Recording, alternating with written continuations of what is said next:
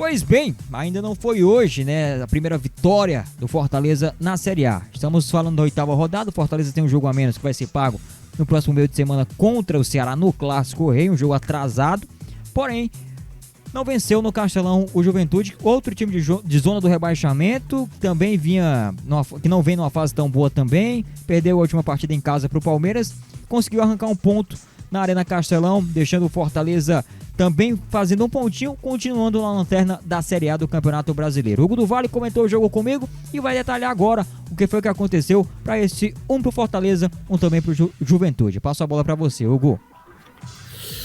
Pois é, Alessandro, primeiro falar sobre essa situação do Fortaleza, né? No pré-jogo a gente falava, o Fortaleza tem um ponto na 7ª rodada.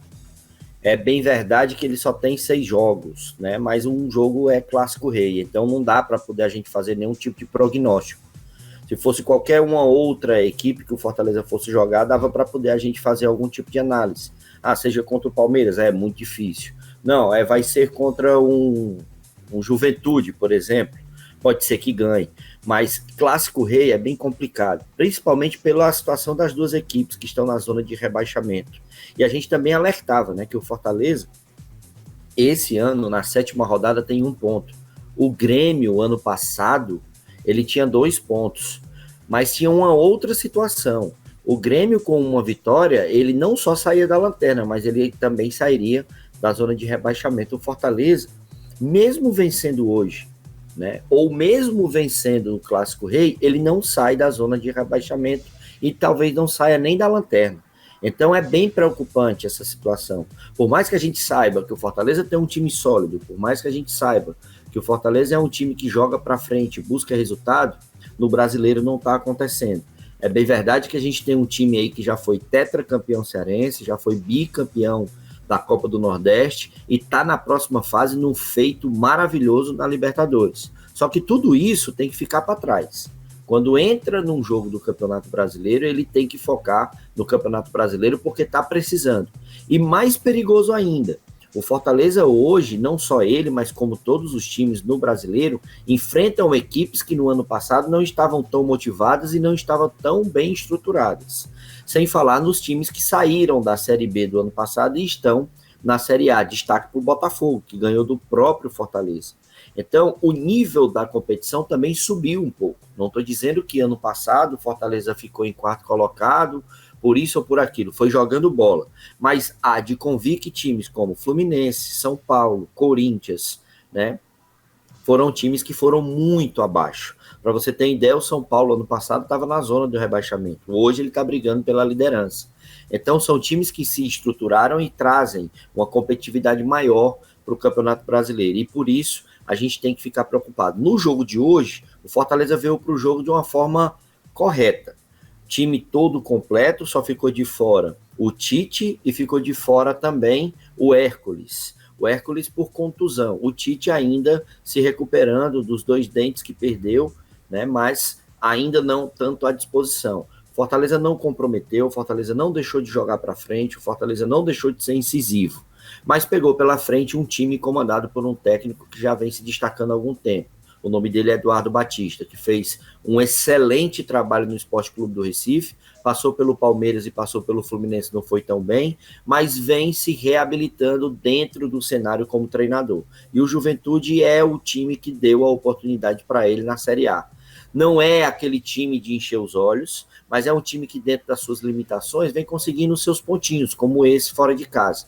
E foi isso que o Eduardo Batista fez. Veio a Fortaleza para se prevalecer de uma ansiedade, talvez de um descontrole emocional, talvez dentro da partida, seja por parte da torcida ou do time do Fortaleza, para conseguir 1 ponto. Ou 3. Estava conseguindo 3, porque na volta do segundo tempo, já que o primeiro foi muito acirrado, a gente falava, um dos 2 técnicos tem que trazer algo diferente. E ele trouxe e fez o primeiro gol.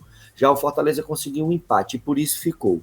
Dentro do jogo, todos os 2 técnicos tentaram fazer alguma coisa para sair com a vitória. Isso é bem verdade. Mas nenhum dos foi competente para poder sair com os 3 pontos hoje da Arena Castelão. Situação preocupante do Fortaleza, repito, mas vejo ainda possibilidades por tudo aquilo que o Fortaleza já mostrou nessa temporada de 2022, mas também pelo que já fez em 2021.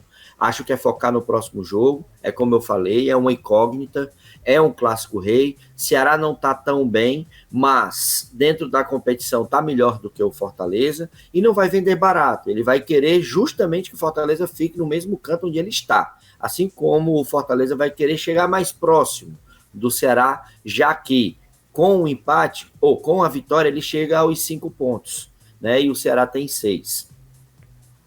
É isso, vamos aguardar. Agora é projetar esse clássico rei, né, rapaz? Vamos projetar esse clássico rei ao longo dessa semana agora. Quarta-feira, 8h30 da noite. Aqui na Torcida K você já sabe, né? Tem o nosso raio-x. Vamos soltar a vinhetinha pra você, já sempre acostumado nos nossos pós-jogos aqui. O raio-x da partida da Torcida K. Os melhores e os piores do jogo. Raio-x da Torcida K. Vamos lá, Hugo do Vale, os melhores e os piores, começando com os melhores do jogo pra você, deste 1-1 Fortaleza Juventude. Quem chamou mais a sua atenção, quem foi o melhor do jogo? Alessandro, não desmerecendo a partida, né? Mas hoje, mais uma vez, o Marcelo Boeck foi muito fundamental nessa partida. A gente não pode deixar de enaltecer jogadores de defesa e principalmente os goleiros. E o Marcelo Boeck fez pelo menos umas 2 grandes defesas para o Fortaleza não ficar mais uma vez atrás do placar. Isso aconteceu quando o Fortaleza estava perdendo por 1-0 e logo depois também quando empatou o jogo em 1-1. Então o meu destaque e o melhor da partida vai para o Marcelo Boeck. Melhor do jogo, Marcelo Boeck, então, aqui no nosso futebol Torcida K, Marcelo Boeck o melhor do jogo. E o pior, quem foi que não rendeu nada hoje, que a gente poderia esperar mais e, enfim, não rendeu o que a gente esperava?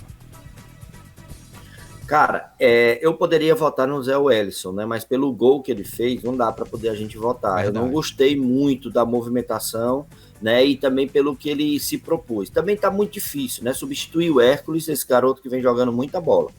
Mas nesse jogo, eu vou credenciar o pior da partida ao Silvio Romero, que tem toda a expectativa, e até o nosso torcedor aqui que estava acompanhando pela nossa transmissão perguntou, cadê o cara? Né? Porque realmente a gente não viu o Silvio Romero passar em campo hoje. Empate, 1 para cada lado, 1-1 Fortaleza e Juventude. Para você, tem algum jogador ou mais de um que pode encaixar nessa equipe do Fortaleza, nessa dinâmica aqui diferente que a gente bola? Do Juventude, tem alguém que poderia compor esse elenco do Fortaleza para a sequência da Série A? Cara, eu acho que hoje a gente pode aqui dar ênfase a 2 jogadores, pelo menos, tá? O Jean, que é conhecido, né, já do Campeonato Brasileiro, jogou no Vasco, inclusive. A gente viu ali um bate-papo dele com o Robson. São jogadores que já se conhecem, já. Acho que o Jean, camisa número 5, excelente jogador. E o Pita, cara, eu gostei desse jogador. Não o conhecia, confesso, assim, a fundo, mas hoje teve uma fundamental importância, principalmente no primeiro tempo. Teve um desafogo ali pelo lado direito. É um jogador veloz, é um jogador inteligente e habilidoso. Né? Inclusive participou bem aí do gol da equipe do Juventude. Então acho que esses 2 jogadores, o Chico já é conhecido da gente, né?